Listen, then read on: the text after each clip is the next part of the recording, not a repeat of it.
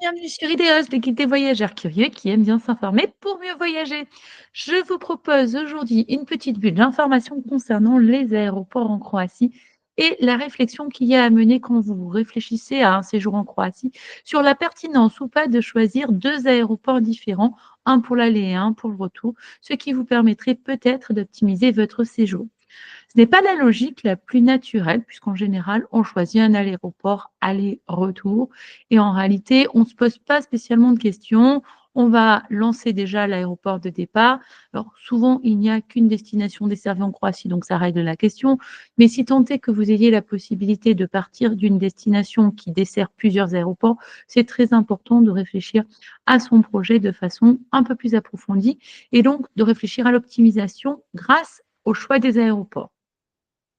L'intérêt d'un aéroport à l'aller et autre au retour, c'est que vous allez pouvoir peut-être faire une dynamique de road trip qui vous permet d'avancer toujours sur votre trajet plutôt que de faire des allers-retours permanents ou d'être amené à faire des fameuses boucles, comme c'est souvent le cas quand on arrive à Split et qu'on choisit d'aller à la fois vers les lacs de Plitvice au nord, donc en direction de Zagreb, et ensuite au sud vers Dubrovnik. Comprenez bien que le fameux 8 que vous faites est une forme de perte de temps, même si vous allez voyager sans problème et découvrir plein de choses et que vous pouvez ne pas emprunter les mêmes routes. Mais le fait d'avoir à revenir finalement, cela induit du 400-600 km minimum supplémentaire, alors qu'en arrivant dans un aéroport et repartant d'un autre, vous pouvez très bien profiter de l'ensemble de votre séjour et éviter les déplacements inutiles ou redondants.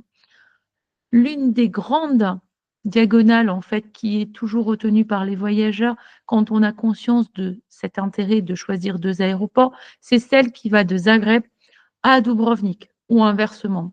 Pour une raison simple, quand on est à Plivice, on est à 2 heures de Zagreb.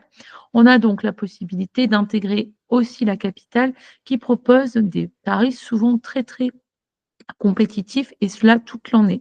Donc n'hésitez pas à regarder. Idem pour Dubrovnik qui, compte tenu de son statut de destination touristique, donne parfois l'impression qu'elle est beaucoup plus onéreuse en termes de billets d'avion, mais ce n'est pas vraiment le cas. Depuis le Covid, en tout cas, il y a une évolution et on se rend compte que les prix vers Dubrovnik ont été cassés, en tout cas en termes de vol. Ce n'est pas le cas forcément pour les hébergements ou pour les activités touristiques, mais pour tout le reste, en fait, vous pouvez trouver vraiment des vols pas chers. Donc, il est intéressant de réfléchir un peu et de sortir de ces habitudes de touristes qui ont tendance à faire une recherche aller-retour sur un vol classique pour la simplicité et parce que dans le fond, ils ont juste identifié un aéroport et ils se sont dit que ça serait sympa d'aller à Split, par exemple. Bon, moi, ce que je vous propose, c'est déjà de commencer à poser les termes, à réfléchir à votre aéroport de départ si vous en avez la possibilité. Ça, c'est quand même la clé, hein, puisque quand il n'y a pas vraiment beaucoup de possibilités, ça sera au maximum deux, peut-être Dubrovnik et Split, mais cela reste intéressant d'arriver dans l'un et de repartir dans l'autre. Si vous avez donc fait le choix de l'aéroport de départ, il faut vraiment prendre le temps de découvrir l'ensemble des offres et je vous propose de le faire de manière un peu différente de ce que tous les touristes font, c'est-à-dire déjà prendre seulement une option d'aller simple. Pourquoi? En réalité, l'aller simple ou l'aller-retour, c'est pas nécessairement plus cher en fait d'acheter 2 billets. C'est même parfois beaucoup plus économique, sauf que comme la pratique consiste à faire des recherches aller-retour par facilité, les comparateurs ont intégré tout ça dans leur façon de fonctionner et vont proposer des billets aller-retour qui sont parfois plus onéreux que 2 billets aller simple. Ensuite, il est important aussi de pouvoir faire les simulations dans un sens et dans l'autre, c'est-à-dire pour les allées et pour les retours, parce que les billets malheureusement d'avion varient à chaque seconde en fait. Donc, en fonction du moment où on fait la recherche, on peut avoir de bonnes ou de mauvaises surprises. Et donc, il faut prendre le temps de faire la recherche pour chaque aéroport et pour plusieurs dates, c'est-à-dire plus ou moins 2, 3 dates autour de celles qui vous intéressent le plus de manière à vérifier quelle est la plus compétitive. Bon, bien sûr, ça suppose que vous ayez la possibilité d'un peu de souplesse et de partir éventuellement un jour avant ou après parce que vous avez trouvé un prix défiant toute concurrence et ce sera tant mieux pour vous. Bon, dans l'idéal, c'est comme ça qu'on fait. Donc, il faut à la fois la souplesse de l'aéroport, la recherche de l'ensemble des aéroports en Croatie, surtout sur la diagonale, donc Zagreb, Zadar, à Split. Split-Trogir, puisque l'aéroport est à proximité de Trogir, et donc Dubrovnik. Si vous comptez aller en Istrie, vous pouvez intégrer bien sûr Rijeka et Pula, qui sont les deux autres aéroports possibles pour rejoindre cette région. Mais vous vous rendrez compte que normalement, ils ont malheureusement des offres très onéreuses qui excluent souvent d'ailleurs le tourisme en avion parce que il est parfois plus pratique de venir jusqu'en Istrie, puisque c'est la première région qu'on trouve quand on vient d'Allemagne ou du Nord ou qu'on vient d'Italie et donc du sud de la France. Donc souvent, on peut faire un autotour en venant avec sa propre voiture. C'est pourquoi cette région, elle est un peu en vase clos, elle a son fonctionnement un peu spécifique et lié justement au prix des avions qui, depuis la France, ne sont pas très intéressants, même si on trouve sûrement des offres qui peuvent vous convenir. Donc, n'hésitez pas, dans un premier temps, à faire cette recherche. Alors, je vais faire une petite recherche pratique de manière à bien comprendre ce que j'entends par simulation. Alors, on va faire simple, hein. On va partir du principe qu'on va chercher à partir de Paris aux aéroports et qu'on veut aller en Croatie sans nécessairement savoir où. Donc, on commence tout simplement avec une recherche. Alors, si vous avez le temps, puisque vous prenez le temps en ce moment de beaucoup chercher les meilleures offres, les meilleurs prix, vous allez peut-être devoir emprunter plusieurs comparateurs parce que on se rend compte que de l'un à l'autre, les stratégies de recherche sont à peu près similaires, mais il peut y avoir bon, des petites différences de prix. C'est pas énorme, hein, mais 10%, c'est tout ça gagné. Ensuite, il y a aussi des orientations qui sont proposées sur certains comparateurs qui ne le sont pas sur d'autres, qui vous permettent de repérer les destinations soit les plus fluides, soit les plus intéressantes en termes de prix et qui vont vous orienter donc vers ceux que vous n'auriez peut-être pas choisi de vous-même, faute de connaissances du terrain, et qui là vont vous aider à cibler les meilleures opportunités. Donc, nous allons commencer. Alors, je l'ai souvent dit, pour moi, Skyscanner est une très bonne référence. Donc, je vais utiliser ce comparateur, mais je vous invite vraiment à utiliser les trois principaux, Skyscanner, Kayak et Momondo. C'est important de le faire parce que chacun a vraiment son mode de fonctionnement de sélection des vols. Alors, ils peuvent avoir certains des offres que les autres n'auront pas. Et puis surtout, vous pourrez vraiment évaluer la pertinence ou pas d'un vol en aller simple avec 2 allées donc et retour et un aller-retour acheté simultanément, ce qui peut ou pas être plus intéressant pour vous. Donc nous n'allons pas nous compliquer la vie, on va faire la simulation immédiatement. Vous allez voir, ça prend un peu de temps en théorie, mais comme les recherches se font en quelques secondes, il suffit vraiment de laisser fonctionner le moteur, d'avoir une vision d'ensemble des prix pour l'aller simple et donc pour le retour. Et ensuite, une fois que vous aurez identifié s'il est préférable de faire l'aller simple ou aller-retour, vous allez pouvoir faire vraiment votre recherche.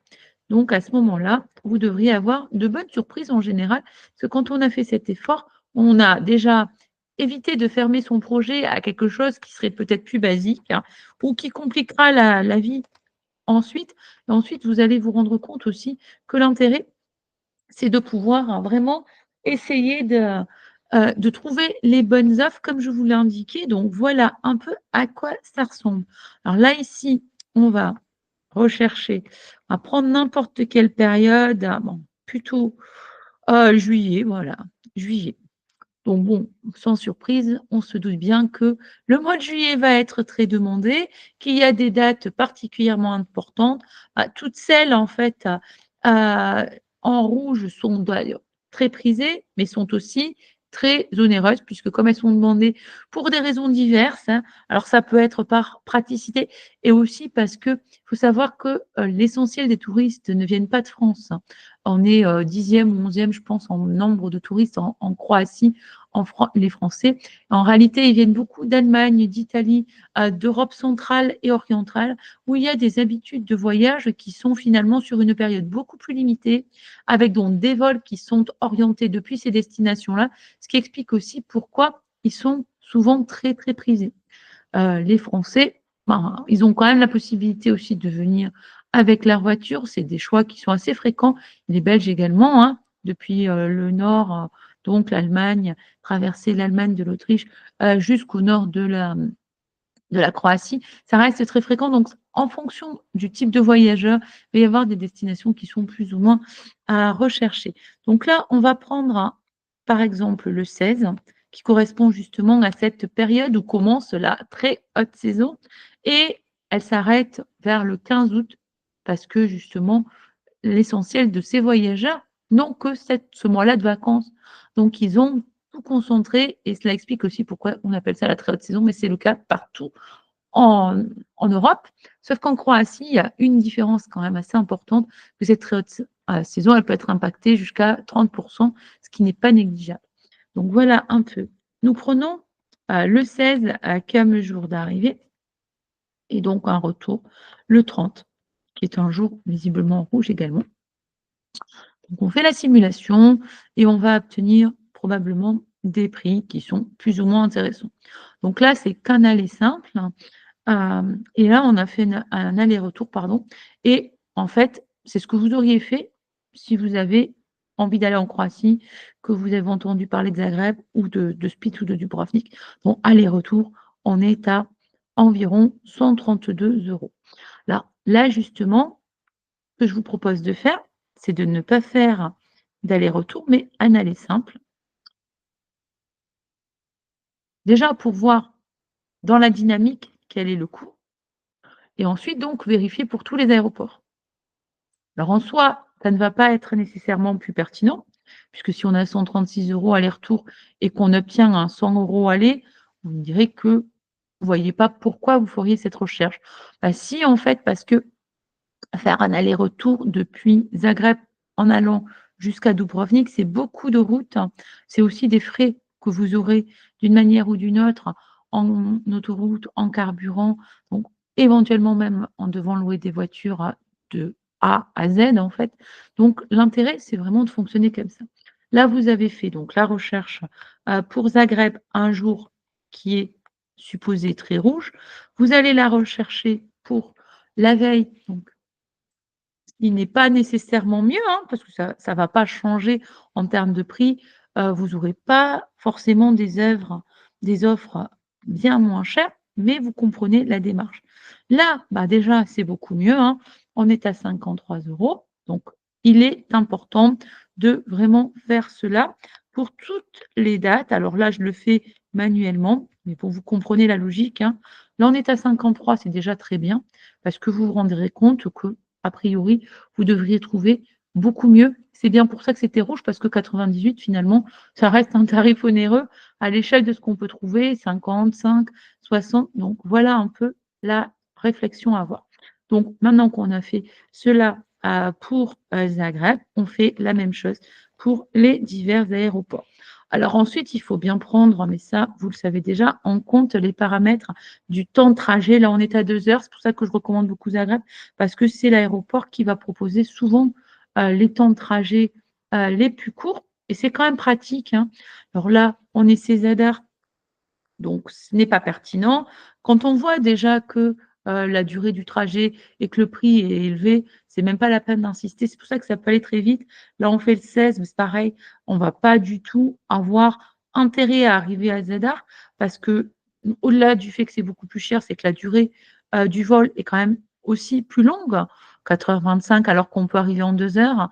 Pourquoi on arrivera à Zadar? En plus, c'est 3 fois plus cher. Donc on passe vraiment rapidement à une autre destination. Bon là, on est, le 14 juillet sur du 82 €, donc ça peut se réfléchir. Mais en soi, bon, comme vous avez trouvé à 55 € du côté de Zagreb, vous pourriez très bien découvrir un peu Zagreb et voir d'ailleurs la Croatie centrale, la capitale, son patrimoine historique culturel qui est très sympa et culinaire complètement différent du reste de la Croatie et donc vous rendre après tranquillement vers le lac de Pivice par exemple.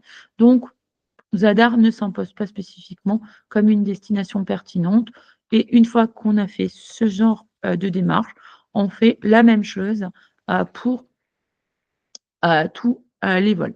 Alors là, je le fais manuellement pour que vous montriez la logique, mais donc Kayak, Momondo permettent de sélectionner, les vols donc avec la souplesse à plusieurs jours.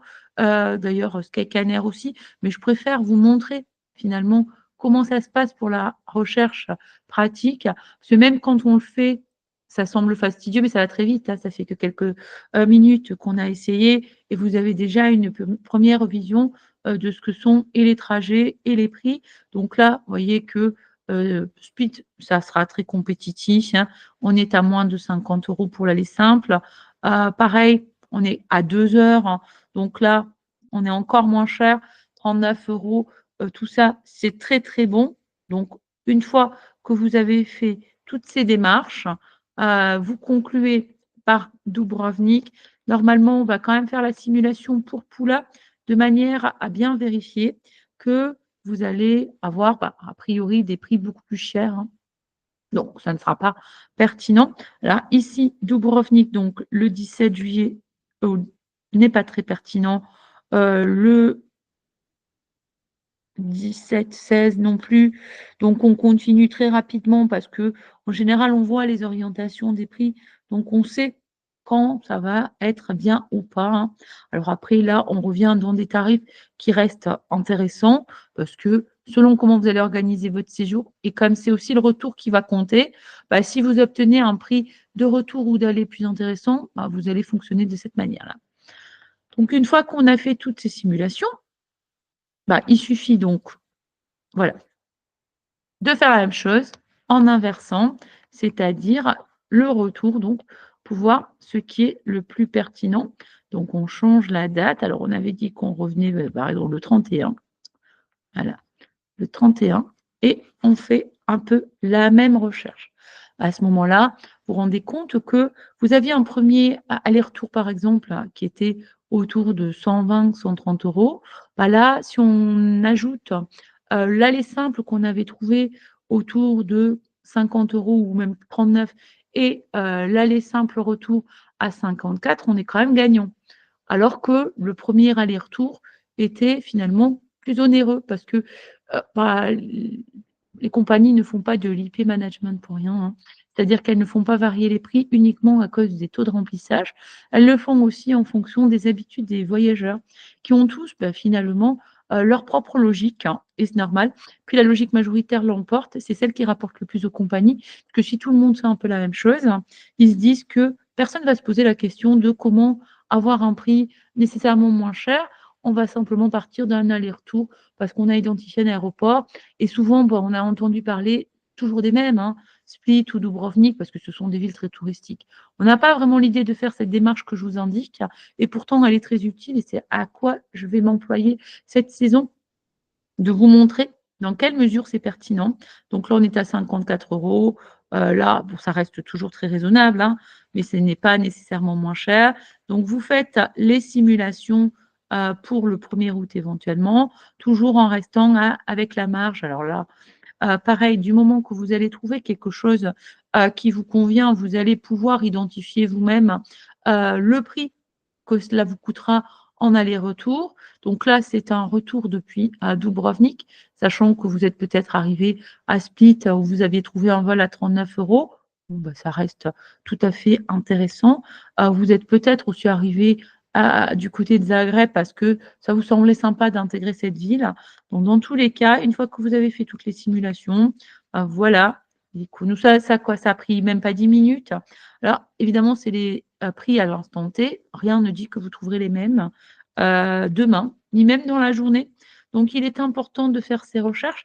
Alors un jour, je ferai un podcast beaucoup plus complet d'ailleurs, pour vous montrer qu'avec quelques astuces, on peut trouver des prix défiant mmh, toute concurrence et en fait, ça suppose un peu de technique et c'est-à-dire qu'il faut avoir l'habitude d'utiliser des VPN, par exemple, pour se brancher et se connecter comme si on était dans un autre pays où, bah, les pays peuvent avoir des pratiques, bah, beaucoup plus intéressantes ou bah, en tout cas des prix plus bas puisque les niveaux de vie sont pas les mêmes et donc on peut vraiment décrocher, de supers offres. Mais là, je reste dans ce qui est basique, c'est-à-dire des personnes qui n'ont pas de compétences techniques spécifiques, qui ne savent même pas ce qu'est un VPN et qui vont pas chercher, au-delà. Donc là, on est à 43 € pour vous, donc c'est très bien. Donc il est possible que vous estimiez que à aller-retour à Split, c'est le mieux parce que dans le fond, les prix sont intéressants, mais vous vous rendez compte qu'au final, ça n'est que 10 ou 15 € de différence. Sauf que si vous faites l'aller-retour, ben, en carburant et en temps de trajet, même si vous visitez, ce n'est pas la même chose. Donc ça, c'est après une question d'optimisation. Donc pareil, 43 €, c'est quand même tellement bas que ce n'est pas nécessaire de faire beaucoup de simulations supplémentaires, mais vous les faites à titre indicatif pour savoir exactement ce qui vous aura semblé, le plus pertinent. Donc à partir de là, une fois qu'on a compris cette logique, on a terminé donc les recherches et on va appliquer donc, la même chose pour multidestination, c'est-à-dire vraiment un aéroport d'aller et un retour. Vous allez voir que le prix même peut ne pas être le même, hein, parce qu'ils ont conscience de ça aussi. Donc, faire les recherches en aller simple, ça peut être de très bonnes surprises. Donc là, on termine la simulation de manière à ce que vous ayez bien fait le tour de la question et vous avez repéré alors Zada, en soi, n'est vraiment pas intéressant parce que c'est beaucoup plus long, donc on ne voit pas pourquoi on en repartirait, sauf à faire du zèle, à vouloir passer 5 heures dans un avion et donc on va passer directement à Zagreb, donc pour conclure notre recherche de simulation. Donc là aussi, bon, ça semble plus cher et bon, ça l'est, mais il faut dire que vous intégrez une destination donc supplémentaire. C'est beaucoup plus économique pour le reste, hein, loger à Zagreb, manger, donc on y gagne aussi à ce niveau-là parce que Split, ça a peut-être des prix cassés en avion, mais après en termes de coûts pour le budget, nourriture, les restos et surtout donc les hébergements en plein été, c'est plus du tout la même chose. Donc il faut savoir que tout peut s'équilibrer, donc il ne faut pas réfléchir simplement en termes de prix de billets d'avion. Parfois, on a tout intérêt à payer même 30 € de plus sur l'avion et qu'on va économiser, 150 € sur toutes les dépenses générales. Donc ça, c'est très important aussi de le garder à l'esprit. Mais je parle du budget parce que j'ai bien conscience aujourd'hui que beaucoup ont des budgets restreints, cherchent les meilleures offres. Vous voyez que le 1er août, c'est du 67 €, donc ça reste très, très intéressant et donc le 2 août, 52, donc on a vraiment la diagonale dont je vous ai parlé pour environ 80-90 €. Donc n'hésitez pas à faire cette recherche et à mener cette réflexion pour bien identifier l'aéroport d'aller et de retour, ce qui vous permettra ensuite de réfléchir à l'organisation générale, c'est-à-dire pour les, déplacements. Cette diagonale est idéale parce qu'on peut utiliser le bus sans problème. Il est possible de faire bien sûr autotour avec remise de voiture, puisque ce sont des destinations très classiques pour ce type de trajet. Et ensuite, donc l'important, c'est de peaufiner et de réfléchir à ce que vous voulez voir et faire sur cet itinéraire, mais ça ira très rapidement puisque bon, les conseils que je donne normalement, bien qu'ils soient généraux, vaudront sûrement pour vous. C'est-à-dire découverte de Zagreb, c'est le minimum, hein, ce n'est pas qu'un aéroport et vous avez quand même intérêt à visiter la ville dans la mesure où elle est totalement différente du reste de ce que vous verrez dans le pays. La visite de Plivice avec un séjour ou pas dans le parc, parce que vous pouvez très bien visiter le parc et vous rendre ensuite du côté du littoral, comme le feraient les voyageurs qui viennent à la journée depuis la région de Zadar. C'est en fait le même temps de trajet aller-retour, donc il faut vraiment pas dans sa tête se bloquer avec des idées un peu reçues. Au contraire, il faut tout explorer et réfléchir à tout. En tout cas, c'est ce que j'essaie de faire dans les podcasts pour vous aider à comprendre qu'il n'y a pas une simple logique classique et que le fait de ne pas connaître ne vous handicape pas autant que vous croyez, puisqu'avec les conseils que je vous donne, vous connaissez déjà un peu mieux le fonctionnement et vous pouvez vous-même vérifier tout ce que je vous dis comme je le fais en ce moment. Donc à ce moment-là, heu, vous allez organiser ensuite avec plusieurs, points de chute, puisque c'est un road trip, donc le but, c'est de vous proposer plusieurs types d'expériences, d'hébergement, de zones dont on découvre la région, les environs, de manière un peu plus agréable parce que justement, on va pouvoir s'y poser, mais pas y rester et on va aller explorer les différences de régions, y compris dans la région de Dalmatie, qui, du nord au sud, n'a pas les mêmes ambiances, ni même la même architecture, le même état d'esprit. Donc, n'hésitez pas vraiment à ouvrir vos champs de réflexion et arrêter peut-être de partir du principe que vous ne connaissez pas du tout, que vous ne savez pas et que, dans le fond, tout est compliqué à cause de ça. Il faut dédramatiser la réflexion. Il faut simplement se poser, essayer d'adopter une logique. Bon, je ne vais pas prétendre que ma logique est plus intelligente que celle de la majorité des touristes, mais en fait, c'est une logique qui part d'un raisonnement pragmatique. C'est-à-dire qu'il n'y a pas de vérité absolue, il n'y a pas de façon unique de voyager et il faut essayer de simplement bien identifier et bien connaître les possibilités pour pouvoir réfléchir à son séjour et bah, construire, comme je le dis souvent, un séjour qui vous ressemble, qui va s'adapter à vos façons de voyager et peut-être en changer un peu si vous l'acceptez pour pouvoir découvrir des zones, des régions que vous ne connaîtriez pas, qui ne sont pas identifiées dans tous les guides et où tout le monde ne se rend pas automatiquement. Pas comme Split, Dubrovnik, Trogir, tout ça, vous en avez entendu parler, Plivice, parce que c'est là où tout le monde va. Et en fait, l'intérêt, c'est de pouvoir choisir les zones et ensuite, à l'intérieur, d'explorer ce qui est possible. Donc, c'est un raisonnement qui se fait au fur et à mesure.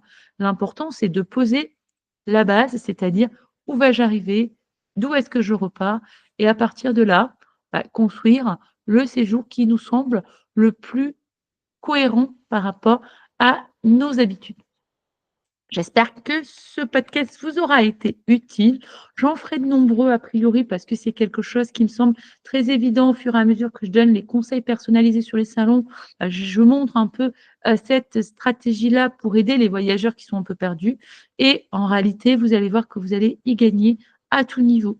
Donc, n'hésitez pas à adopter cette cohérence de réflexion. D'abord, on cherche les aéroports possibles. Alors, bien sûr que sur Paris, tout est possible, c'est moins vrai pour d'autres destinations, mais la logique sera la même. C'est-à-dire qu'il faut tout vérifier pour être sûr justement de ce qui est possible ou pas de faire. Merci pour votre attention et votre intérêt. Je vous dis à très bientôt pour un nouveau podcast thématique. Et comme vous le savez, voyagez curieux, restez curieux parce qu'on ne l'est jamais assez. À bientôt.